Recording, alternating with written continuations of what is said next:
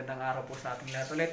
At nagbabalik po tayo sa ating YouTube channel, kuya.marstv. For today's vlog guys, papakita ko po sa inyo kung paano mag-install ng water heater na multipoint. Brand po niya is Stable Eltron.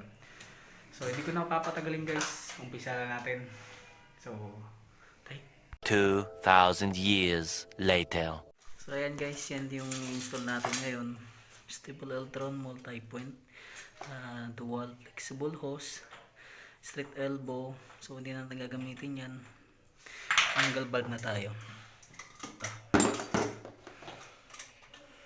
Dalawa, in out. A few moments later.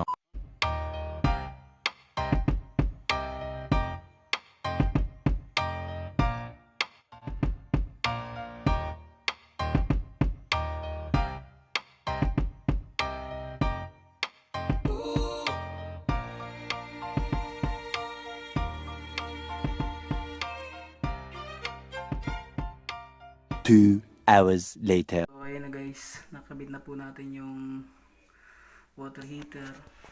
Yung na pong ginawa dito guys is nilagyan ko muna po siya ng plug. Ayan. Kasi yung outlet niya nandito sa gilid. Ayan po. So, nalmahan ko po siyang dalawang butas. Up and down dito. So ayan po yung loob niyan. So ngayon, kukonect po natin siya sa supply ng tubig punta dito. So ayun guys.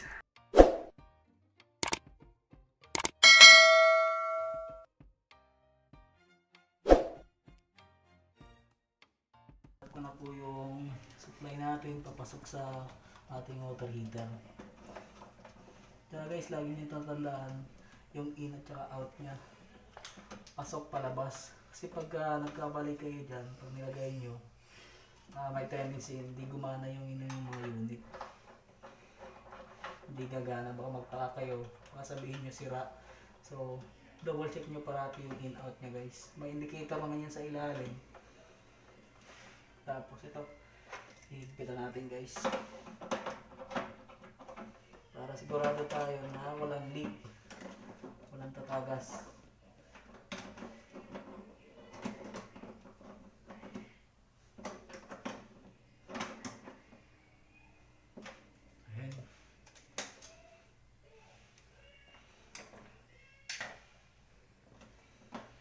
Na guys, nakasaksak na yung ating water heater. So, ayun.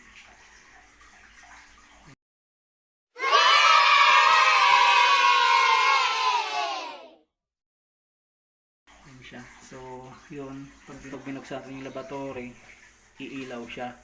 So, pag pinatay natin yung pinaka-laboratory, patay na rin siya guys. Ayun. Indicator ng power niya.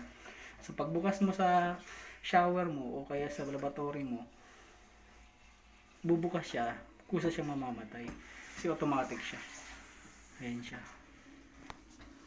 So ngayon try natin yung laboratory kung mainit. So guys, ito pala yung ito pala yung pinaka control niya ng temperature sa init.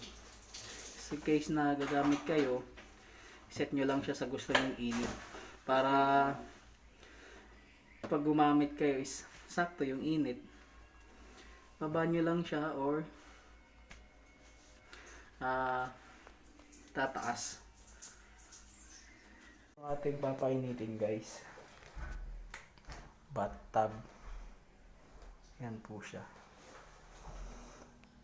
So pag binuksan niyo po itong pinaka shower nya, iinit na po siya kasi yung linya po natin ng pipe is naka dual, so hot and cold po siya. Yan. Ito naman po guys yung naka-laboratory niya guys. So yan. Yan yung papainitin natin. Kaya multipoint po yung ating nilagay. So ayan na guys. Tapos na po yung ating pag-install ng water heater. Multipoint. So pinapagana po natin is laboratory at yung bathtub. So guys, maraming salamat po pala sa inyong patuloy na pagsuporta sa aking YouTube channel. Sana po ay patuloy nyo pa rin po akong suportahan. So maraming salamat po sa ating lahat. So huwag nyo na rin kalimutang mag-subscribe sa ating YouTube channel. Tsaka i-share nyo na rin po. So bye bye guys. Thank you.